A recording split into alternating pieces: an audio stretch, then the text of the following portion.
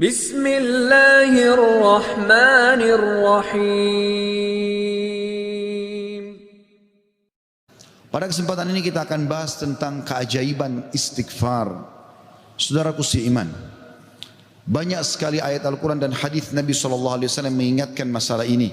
Dan juga kita akan dengarkan nanti perkataan para salafus salih tentang keajaiban istighfar dan dahsyatnya.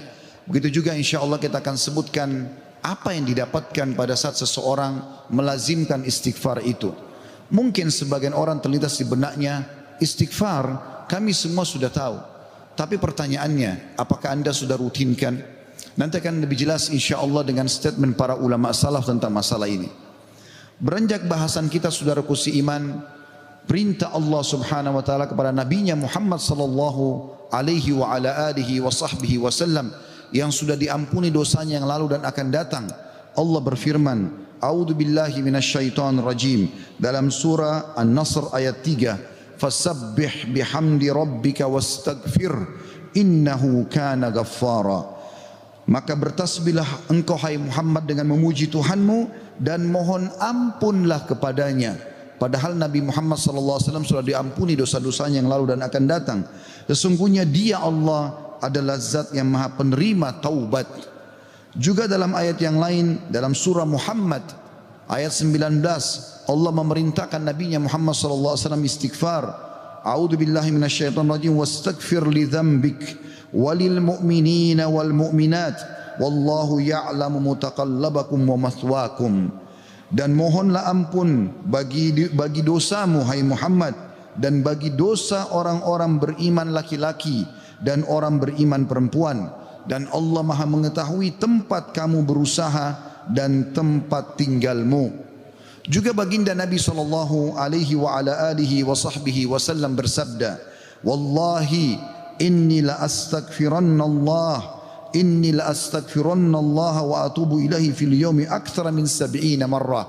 Demi Allah, padahal beliau tidak butuh untuk sumpah, tapi untuk memastikan tentang pentingnya pengucapan istighfar di lisan setiap orang di antara kita.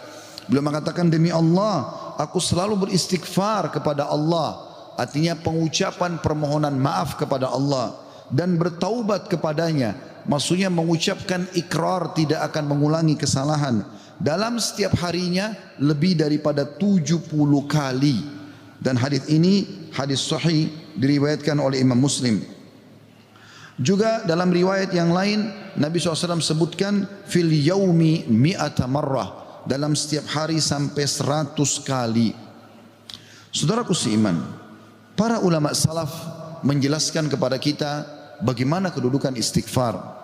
Bermula dari perkataan sahabat yang mulia Abu Musa al-Ash'ari radhiyallahu anhu. Beliau mengatakan, dahulu kita memiliki dua pelindung dari azab atau siksaannya Allah. Salah satunya telah pergi, yaitu keberadaan Rasulullah sallallahu alaihi wa ala alihi wa sahbihi wasallam di tengah-tengah kita. Selama Nabi masih hidup sallallahu alaihi wasallam, mereka tinggal datang ke Nabi mengatakan mohon ampunlah untuk kami.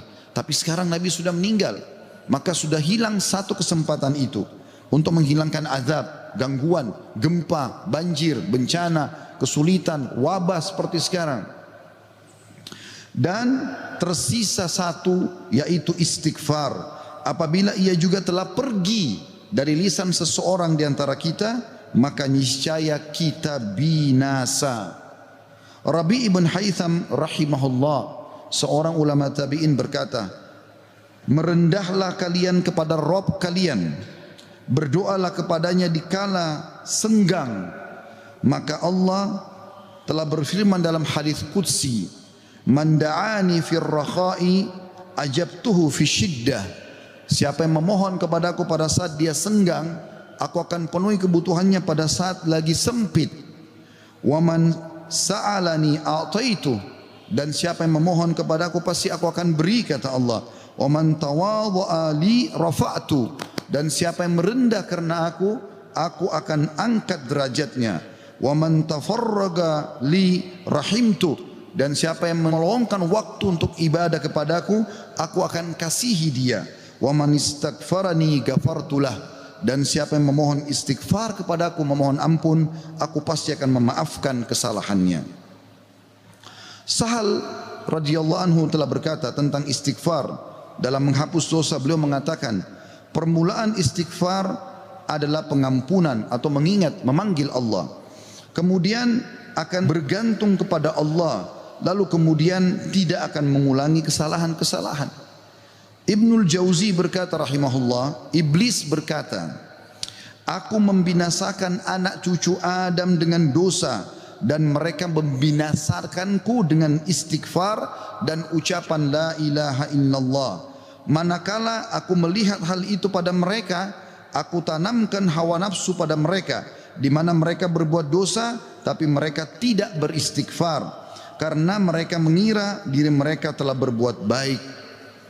Dan kata para ulama menanggapi statement Ibnu Jauzi rahimahullah, yang pertama syaitan tanamkan adalah supaya manusia lalai berbuat dosa. Pada saat dia sudah berbuat dosa, syaitan akan lalaikan dia supaya tidak istighfar, karena istighfar adalah kata kunci dihilangkan dosa tersebut dan akhirnya azab Allah tidak datang. Qatadah rahimahullah berkata, Al-Quran menunjuki kalian penyakit dan juga obat sekaligus untuk menyembuhkan kalian. Penyakit kalian adalah dosa-dosa, dan obat penyembuh kalian adalah istighfar. Permasalahan apapun akan selesai dengan istighfar.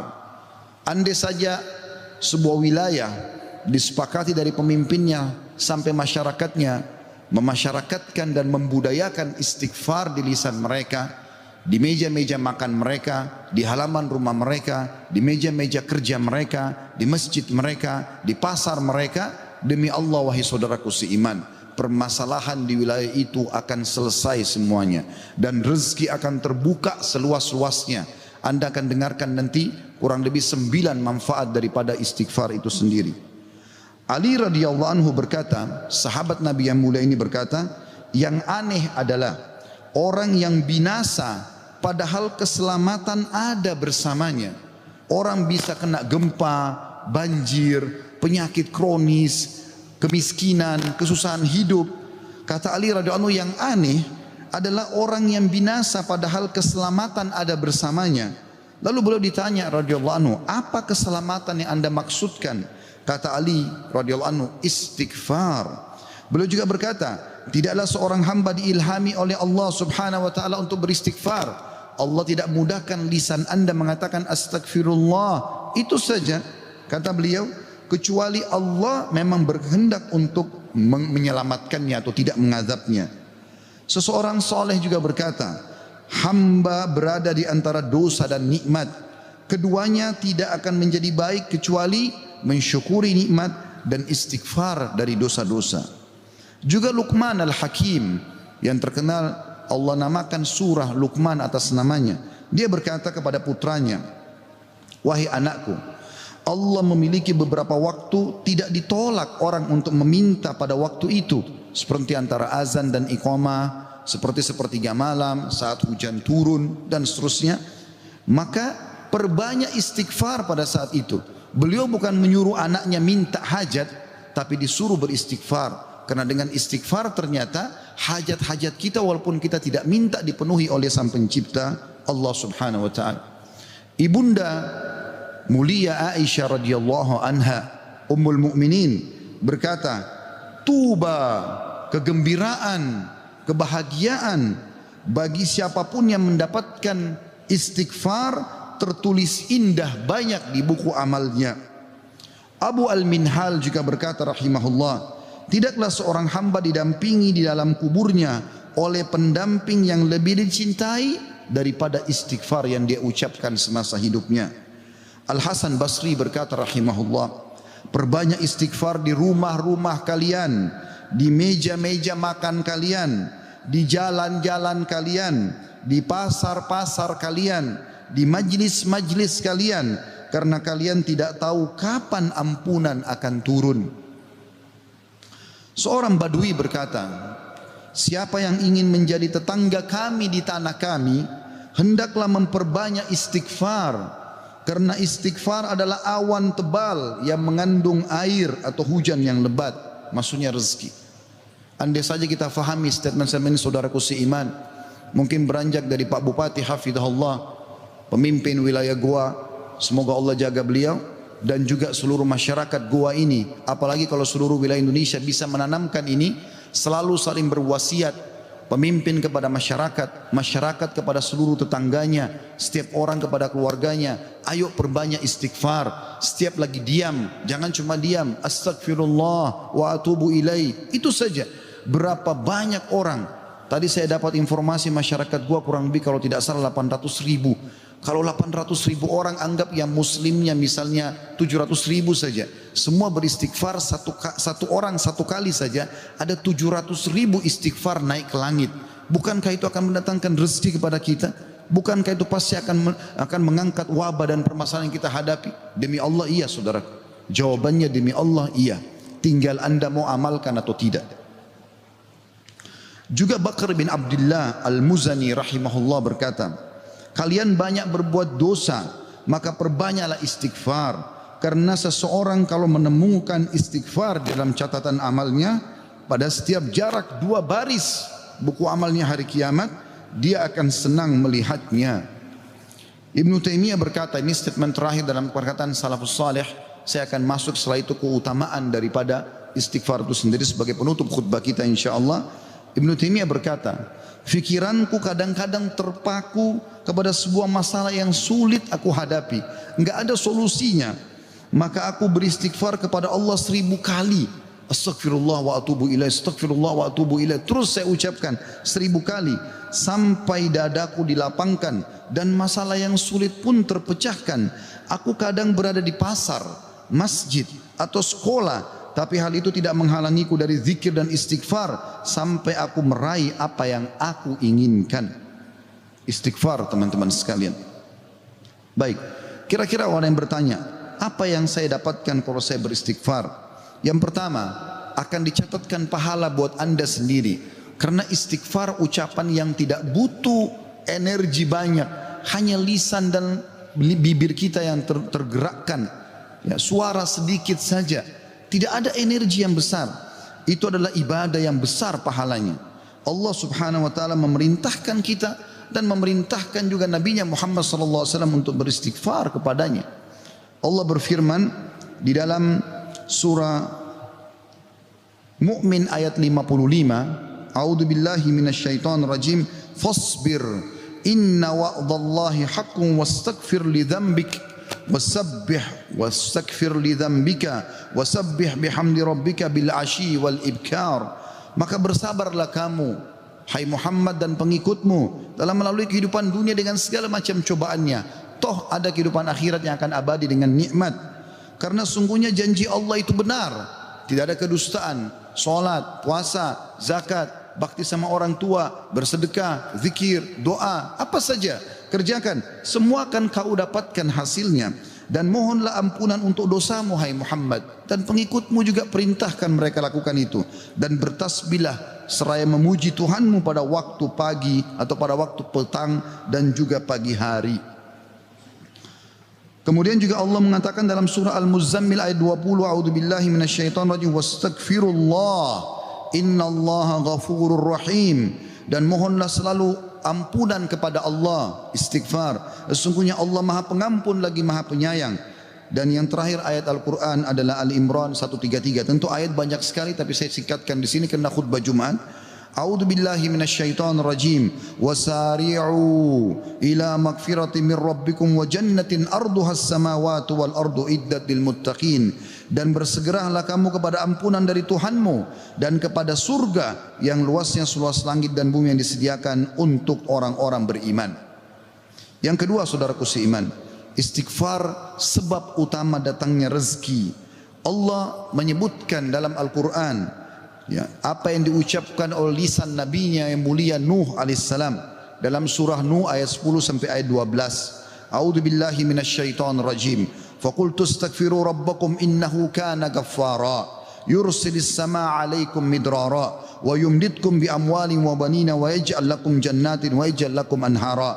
Maka aku berkata kepada kaumku, ya Allah, kata Nabi Nuh, mohonlah ampun kepada Tuhan kalian. Sesungguhnya dia Allah adalah Maha Pengampun. Niscaya dengan mohon ampun istighfar kalian itu, dia Allah akan mengirimkan hujan kepadamu yang lebat, dan memperbanyak harta juga anak-anakmu, dan mengadakan untukmu kebun-kebun, dan mengadakan di dalamnya sungai-sungai. Juga dalam surah Hud ayat 52, Allah Subhanahu wa taala berfirman, A'udzubillahi minasyaitonir rajim. Ya qaumi, Nabi Hud berkata alaihissalam, ya qaumi istaghfiru rabbakum thumma tubu ilaihi yursilis samaa 'alaikum midrara wa yazidkum quwwatan ila quwwatikum wa la tatawallaw mujrimin. Hai kaumku, kata Nabi Hud alaihissalam, banyaklah mohon ampunlah kepada Tuhan kalian dan bertobatlah kepadanya. Niscaya pasti dengan istighfar dan tobat kalian, dia menurunkan hujan yang sangat deras atasmu. Maksudnya subur. Hujan bukan mematikan tapi membawa berkah. Dan dia akan menambahkan kekuatan kepada kekuatanmu. Fisikmu akan kuat, fikiranmu, jiwamu akan sehat. Dan janganlah kamu berpaling dengan berbuat dosa. Al-Qurtubi rahimahullah berkata tentang tafsir surah Hud ayat 52, di dalam ayat-ayat ini terdapat dalil bahwa istighfar digunakan untuk meminta rezeki dan hujan. Juga Ibnu Katsir berkata rahimahullah dalam tafsir beliau surah Hud ayat 25, jika kalian bertobat dan memohon ampunan kepada Allah serta kalian mentaatinya, niscaya Allah akan memperbanyak rezeki kalian, memberikan kalian minum dengan nikmat-nikmat langit, mengeluarkan untuk kalian nikmat-nikmat bumi, menumbuhkan untuk kalian tumbuh-tumbuhan, mengalirkan untuk kalian air, dan menjadikan untuk kalian kebun-kebun. Di dalamnya terdapat berbagai macam buah-buahan, dan dia menyelingi di antara kebun-kebun tersebut sungai-sungai yang mengalir. Yang ketiga, saudaraku seiman, istighfar sebab masuk ke dalam surga. Sebagaimana kita sudah tahu bersama-sama, salah satu zikir pagi dan petang yang sangat dianjurkan adalah membaca Sayyidul Istighfar, tuannya istighfar, yaitu lafadznya sebagaimana dinukil dari Nabi SAW. Beliau mengatakan, Allahumma anta rabbi la ilaha illa anta khalaqtani wa ana abduka wa ana ala ahdika wa wa'dika mastata'tu a'udhu bika min syarri ma sana'tu abu'u laka bi ni'matika alayya wa abu'u bidzambi faghfirli fa innahu la yaghfirudz dzunuba illa ant. Yang artinya, ya Allah, sungguhnya Engkau adalah Rabbku, penciptaku. Tidak ada Tuhan yang berhak disembah kecuali Engkau. Engkaulah yang telah menciptakanku dan aku adalah hambamu. Aku senantiasa berada dalam perjanjian bersamamu. Maksudnya mentauhidkan Allah dan tidak bermaksiat. Dan aku yakin akan janjimu tentang pahala bagi orang-orang mukmin semampuku. Aku berlindung kepadamu dari kejelekan yang aku perbuat. Aku mengakui nikmatmu kepadaku serta aku mengakui dosaku. Oleh karena itu ampunilah aku, karena sungguhnya tidak ada yang mengampuni dosa kecuali Engkau. Kata Nabi SAW, siapa yang mengucapkan ini, man qalaha minan nahari mukinan, dia yakin, besok dia ucapkan di siang hari atau pagi hari dengan yakin dalam hatinya, famata min yaumihi, kemudian dia meninggal pada hari itu, qabla an yumsiya, sebelum tiba di sore hari, fahuwa min ahlil jannah, dia pasti masuk ke dalam surga. Wa man qalaha minal laili wa huwa muqinun biha, dan siapa ucapkan walaupun sekali saja di malam hari, famata, maka kemudian dia mati, qabla an yusbih, sebelum dia tiba pagi hari, fahuwa min ahlil jannah. Yang keempat, istighfar adalah sebab dihapuskannya dosa. Mohon maaf kalau sedikit panjang, saya minta waktu sekian beberapa menit lagi. Kata ada berkata radhiyallahu rahimahullah, sesungguhnya Al-Quran menunjuki kalian tentang penyakit dan penyembuhannya, yaitu dosa adalah penyakit dan penyembuhannya adalah istighfar. Allah berfirman, a'udzubillahi minasyaitonir rajim, dalam surah Al-Imran 135, walladzina idza fa'alu fahishatan aw zalamu anfusahum dzakarullaha fastaghfaru lidzunubihim wa may yaghfiru dzunuba illallah wa lam yusirru ala ma fa'alu hum ya'lamun. Dan juga orang-orang yang apabila mengerjakan perbuatan keji dan menganiaya diri mereka, kalau mereka buat dosa, maka mereka ingat kepada Allah lalu mereka memohon ampun terhadap dosa-dosa mereka, dan siapa lagi yang dapat mengampuni dosa selain Allah, dan mereka mereka tidak meneruskan perbuatan dosa itu sedang mereka mengetahuinya. Kemudian teman-teman sekalian, selanjutnya adalah yang kelima, istighfar mencegah hukuman dari Allah Subhanahu wa taala. Saya ambil satu saja. Al Hasan Basri rahimahullah berkata, wahai anak Adam, meninggalkan dosa lebih ringan bagimu daripada mencari taubat, dan ketahuilah bahwasanya pada saat kau meninggalkan perbuatan dosa, atau kau beristighfar pada saat berbuat dosa, maka azab Allah tidak akan datang. Karena Allah berfirman dalam surah Al-Anfal ayat 33, A'udzubillahi minasyaitonir rajim, wa ma kana Allahu liyu'adzibahum wa anta fihim, wa ma kana Allah mu'adzibahum yastaghfirun. Dan Allah sekali-kali tidak akan mengadab mereka sedangkan kamu berada di tengah-tengah mereka, hai Muhammad, dan tidak pula Allah akan mengadab mereka sedang mereka selalu memohon ampun. Yang keenam, istighfar sebab diangkatnya derajat. Dalam sebuah hadis, ajarkan bab ini kepada anak anda.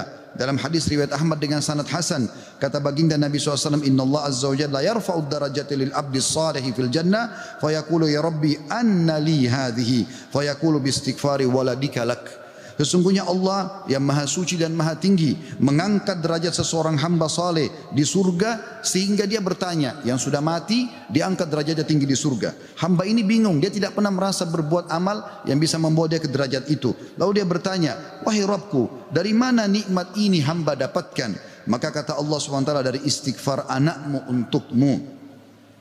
Yang ketujuh, istighfar adalah sebab disucikan hati. Sebagaimana Nabi SAW bersabda, Innal mu'mina idha adzamba dzamban kanat nuqtatan sauda'u fi qalbihi. Kalau seorang mukmin berbuat dosa akan menjadi titik hitam dalam hatinya. Fa in taba wa naza' wastaghfara su'ika qalbuhu minha. Kalau dia bertaubat kemudian dia beristighfar kepada Allah, meninggalkan dosanya, maka akan diangkat noda hitam itu dalam hatinya. Fa in zadat hatta taklufa qalbu fadzalika ar-rana alladhi dzakarahu Allah fi kitabihi kalla barrana ala qulubihim ma kanu yaksibun. Dan kalau seandainya dia bertaubat dan meninggalkannya serta beristighfar, hatinya kembali bersih darinya, dan kalau dia tambah melakukan dosa, maka bertambah pula titik hitam itu sampai menutupi seluruh hatinya. Dan itulah makna kalimat ar-ran dalam firman Allah Subhanahu wa taala, sekali-kali apa yang selalu mereka usahakan itu menutupi hati mereka. Surah Al-Mutaffifin ayat 14. Dua poin yang terakhir teman-teman sekalian, yang ke-8 adalah istighfar sebab memperoleh anak dan keturunan. Dinukil dalam sebuah riwayat disebutkan oleh Abu Hanifah rahimahullah dalam musnadnya, bahwasanya seseorang datang mengeluh dari Jabir bin Abdullah radhiyallahu anhu. Seseorang mengeluh kepada Nabi SAW lalu berkata, ya Rasulullah, ya sesungguhnya aku, orang semua punya anak tapi aku sendiri yang tidak punya anak. Maka kata Nabi SAW, mana kau dari dua senjatamu, memperbanyak sedekah dan istighfar, maka dengannya kau akan diberikan rezeki. Kata Jabir bin Abdullah, orang itu pun mengamalkan, lalu saya menyaksikan orang itu dikaruniai 9 orang anak, semuanya laki-laki. Kesembilan dan terakhir adalah istighfar sebab menikmati kesehatan dan kekuatan. Sebagaimana dijelaskan dari dalam surah Hud ayat 52, dan sudah saya bacakan tadi ayatnya, saya tidak ulangi, tapi potongan ayatnya adalah yazidkum quwwatan ila quwwatikum. Istighfar menyebabkan bertambahnya kekuatan di atas kekuatan. Izinkan saya teman-teman sekalian menyampaikan sebuah kisah yang berhubungan dengan masalah ini, atau dua buah kisah ringkas. Ada seseorang di Irak dulu pernah berdagang, kemudian dia menemukan semua pedagang di pasar laku barangnya kecuali dia, dan dia orang miskin. Dia mengatakan, saya pun duduk di dekat barang saya sampai menjelang sore belum laku-laku. Maka tiba-tiba saya mengingat firman atau sabda Nabi SAW, man aksara istighfar, siapa yang memperbanyak istighfar, ja'alallahu lahu min kulli hammin faraja, Allah akan berikan kelapangan dari setiap kesedihannya, wa min kulli dikin makhraja, dan jalan keluar dari setiap masalahnya, dan juga razaqahu min haitsu la yahtasib, maka Allah akan berikan rezeki dari tempat tidak disangka-sangka. Maka dia bilang, saya pun beristighfar kepada Allah, dan terjadi satu keajaiban yang luar biasa. Ternyata datang kepadaku hampir seluruh pedagang pasar datang, dan mereka memperebutkan barang daganganku. Terakhir kisah seseorang yang bernama Abu Yusuf, saudaraku seiman, di musim haji, seorang syekh, dalam kisah yang tidak disebutkan namanya siapa, sedang menyampaikan masalah istighfar. Datang seseorang setelah pengajian bernama Abu Yusuf lalu berkata, Syekh, saya ingin bercerita tentang manfaat istighfar yang anda sampaikan tadi. Kata syekhnya, silakan. Dia bilang, saya menikah bertahun-tahun tidak punya anak sama sekali, dan saya sama istri saya sedih. Lalu satu waktu saya pernah mendengarkan sebuah siaran tentang makna Ya firman Allah SWT surah Nuh ayat 10 sampai ayat 12 tadi sudah saya bacakan ayatnya, bahwasanya orang kalau istighfar akan diturunkan hujan dari langit, diberikan keturunan dan juga harta. Lalu saya mengatakan kepada istri saya, wahai Ummu Yusuf, ayo kita istighfar, sudah bertahun-tahun kita berusaha berobat sana sini tidak punya anak. Maka dia sama istrinya yang mengatakan, kami pun beristighfar tidak mengenal waktu, tidak mengenal tempat kecuali di WC. Kita tidak baca di WC, di tempat tidur, di ruang makan, di halaman selalu baca. Dan subhanallah kata dia Syekh, bulan itu Ummu Yusuf hamil dan lahirlah Yusuf. Begitu selesai hamil lagi masa nifas, saya bilang, Ummu Yusuf, kita sudah bertahun-tahun tidak punya anak, ayo kita istighfar kepada Allah untuk anak yang kedua. Kata dia, Anda tahu Syekh, selesai nifas Ummu Yusuf hamil dan kami dapat lagi anak kedua, dua-duanya laki-laki. Setelah anak kedua lahir di masa nifas, saya bilang lagi, wahai Ummu Yusuf, kita beristighfar kepada Allah untuk anak yang ketiga. Maka saya sama Ummu Yusuf beristighfar yang ketiga, dan ternyata selesai masa nifas hamil dan juga melahirkan di tahun ketiga anak laki-laki yang ketiga. Kata syekhnya, semoga Allah berkahi. Itu betul-betul firman Allah. Allah mengatakan Allah tidak akan pungkiri janjinya. Dia mengatakan belum selesai kisah saya Syekh. Setelah itu Ummu Yusuf berkata, wahai Abu Yusuf, kita berhenti dulu istighfar untuk mohon anak, istighfar untuk yang lainnya, tapi permohonan anak berhenti dulu sampai anak-anak besar. Kami sepakat 2-3 tahun kemudian saya mengatakan, Ummu Yusuf, sekarang saatnya kita minta agar Allah berikan kita anak perempuan yang cantik dan salihah. Maka kami pun beristighfar dan ternyata Ummu Yusuf hamil, dan sekarang saya di musim haji, wahai Syekh, sedang datang bersama Ummu Yusuf yang baru saja melahirkan bersama dengan bayinya, bayi perempuan. Aqulu qauli hadza, saya sudah mengucapkan perkataan saya ini, wa astaghfirullah li wa lakum, dan saya beristighfar kepada Allah, mengajak jamaah istighfar kepada Allah, fastaghfiruhu innahu huwal ghafurur rahim. Beristighfarlah sungguh Dia Maha Pengampun dan juga Maha Pengasih. Allah is calling you.